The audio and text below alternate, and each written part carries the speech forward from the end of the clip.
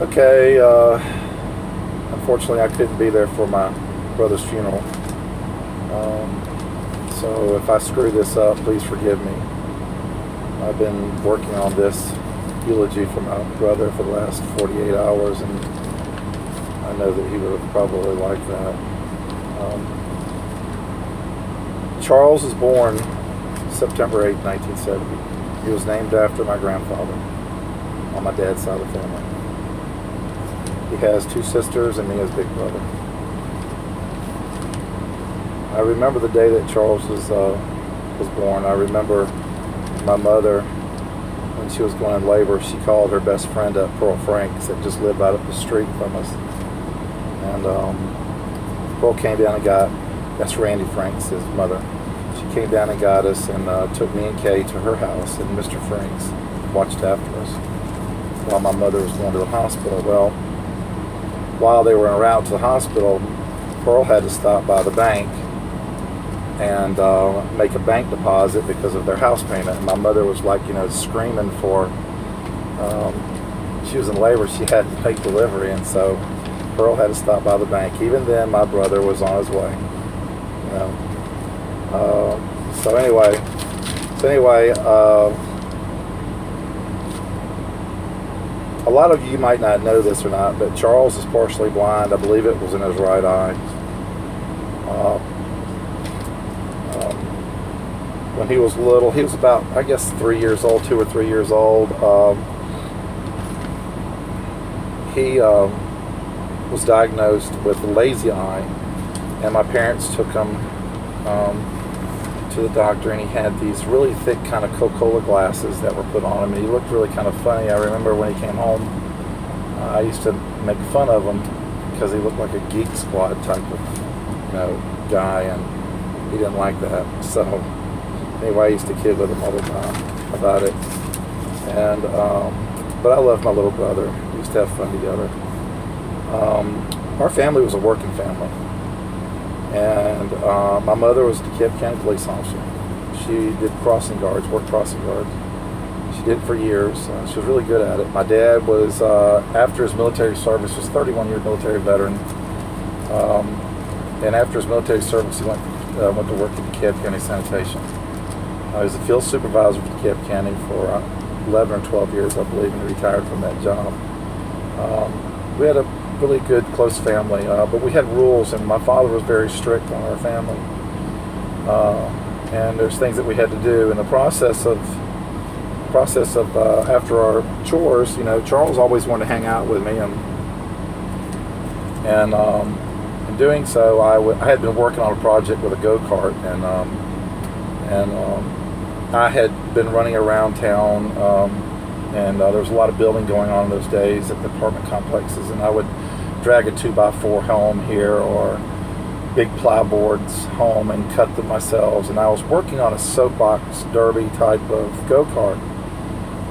We couldn't afford a gas engine, so that soapbox derby is like, it goes downhill, and you pull the stick brake and you stop it, and you turn back around and push it back to the top of the hill and do it again. Well, at that time, Charles had been with me. He was about 3 or 4, I'm guessing, and he had been with me a while, helping me build this thing. I was showing him how to do this and do that. He just sat there and watched me. So I thought, well, when the maiden voyage happens, my brother's going to ride on this go-kart. So got down at the bottom of the hill of our house and got on the street. If any of you know my mother, you really know my mother, she was a watch hound. I mean, she smoked her cigarettes, drank her coffee, but she had her eyes on us. And everything that we ever did, you could just feel it, So when I got down to the bottom of the street with this go-kart, I tied a rope to the back of my bike. And on those bikes those days, they had like a sissy bar on the back of them. And I tied the rope around the back of that, and I tied it to the front of the go-kart. And I put Charles behind the wheel. And basically all it really was a rope you pull to the right, make it turn to the right, the rope you pull it to the left, it made it turn to the left, and then I had a stick that you pulled up that actually That my stick, I'd done a little bit better. You push down on it, and the back of the stick would hit the rear tires and slow it down. And I thought that was a better way of stopping the go-kart. Well, put Charles behind the wheel of it, didn't have a seatbelt. My mother's exact words were, don't go fast and don't go far. Well, I got going down that hill on Warwick Circle, and the one thing that I didn't realize was going down that hill, if you've got 2x4s, plowboard, and a kid that probably weighs about, Charles was thick, weighs about 40 or 50 pounds. I mean, I was a thin kid. Going down that hill like that, guess what happened? Go-kart started picking up momentum. It literally ran right by me. It yanked me off the bike. Charles went up and over the curb. My mom, all I could hear was my mom was screaming coming down the street. About 3 or 4 neighbors were already coming out the doors. They had been watching what was going on. They were heading to the street also. Charles, he picked up a lot of momentum. And I actually wrecked my bike in the process of doing this. And Charles jumped the curb, went flying down the front yard of somebody's house, and hit this tree. And he went launching into the air, you know. And it was funny at the time. For me it was, but I could have killed my brother doing this. I didn't realize that that thing was going to go that fast.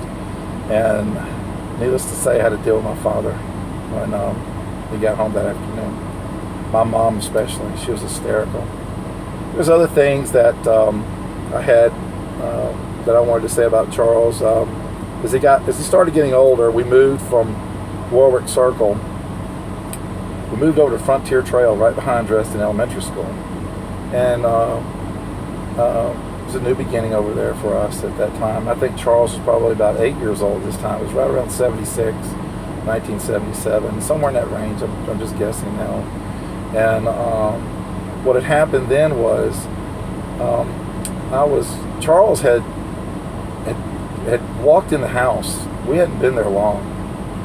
And you could tell he'd been crying. He was upset. And I walked over to him, my little brother, and I said, "What's going on with you?" And he said, "Well, there's this kid at the end of the street, and he had got into a fight, and it really had messed with him a lot." And I said, "Well, Charles, what is this all about?" And he goes, "Well, I don't know. The guy just started, I guess it just wanted to claim that this was his street."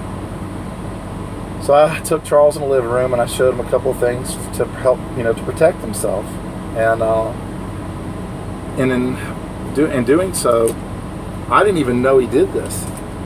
But Charles had walked out the door, went down the street, walked right up to that kid in his face, and punched this kid in the face. And the next thing I know, we've got my mother's involved, his family's involved, and Charles had really hurt this kid. And it never stopped from there, especially when some of his friends, they know how Charles is, It never stopped from there. Kind of like was the one that started them, and that could be a good thing or it could be a bad thing. The other thing was that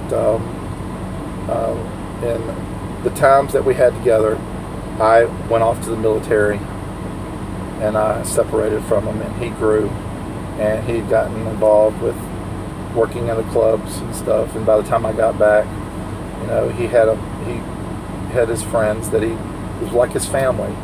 Charles was never married, and Charles never had any kids that we know of. He had girlfriends, and they were friends. He had guy friends, and they were truly friends. And I know that he's touched everybody in this room, or you wouldn't be here. But the thing that you have to understand about Charles is that if he was your friend, he was your friend for life. And the thing about him was, you saw what you got. He didn't care about people with money, and he didn't care if you were broke. And believe me when I say this, Charles slept on many couches, and there's a lot of his friends that can verify that. And I can tell you for a fact that his friends meant more to him than anything. The other thing was that he had, let's see here.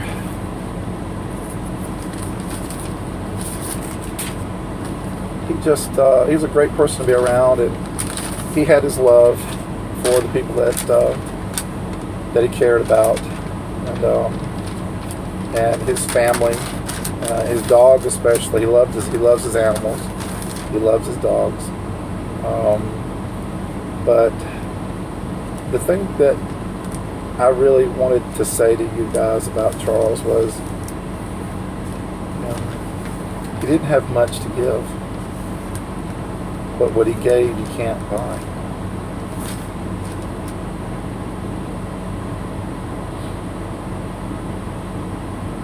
I don't know really what else to say. There's a lot of memories that I have about Charles that I could go on and on and on.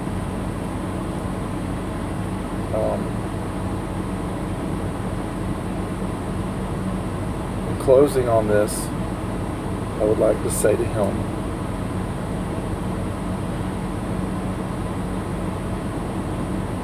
this is hard.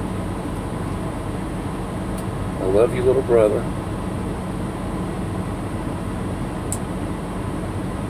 I won't say goodbye.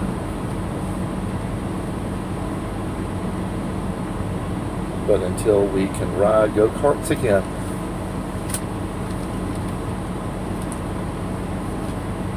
thank you all for coming.